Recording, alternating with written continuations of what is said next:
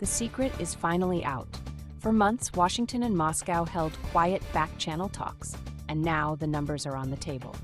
A leaked 28-point document has exposed the Trump administration's specific blueprint to end the Russia-Ukraine war. The details are far more drastic than anyone expected. This is not just a ceasefire proposal, it is a fundamental reshaping of the European map that leaves Kyiv with a nearly impossible choice. According to the leaked draft, crafted during a secret 3-day meeting in Miami between Trump envoy Steve Witkoff and Putin advisor Kirill Dmitriev, the plan demands massive concessions from Ukraine to stop the fighting. First, the territorial shift. The deal requires Ukraine to immediately withdraw its troops from the remaining parts of the Donbas region that it still controls. In exchange, these areas would become a demilitarized zone, while the front lines in Kherson and Zaporizhzhia would freeze in place.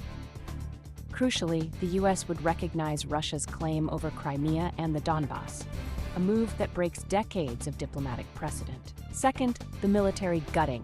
The plan reportedly forces Ukraine to slash its armed forces by 50%, down to roughly 400,000 personnel.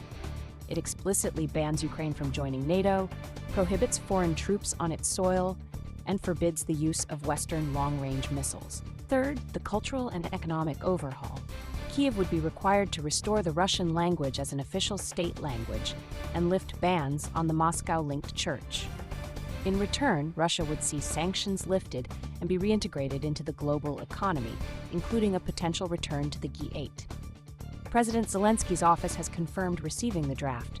With European allies reportedly blindsided and excluded from these talks, Ukraine stands alone. Zelensky now faces a brutal dilemma: accept a smaller, neutralized Ukraine to stop the bloodshed, or reject the deal and risk losing American support forever.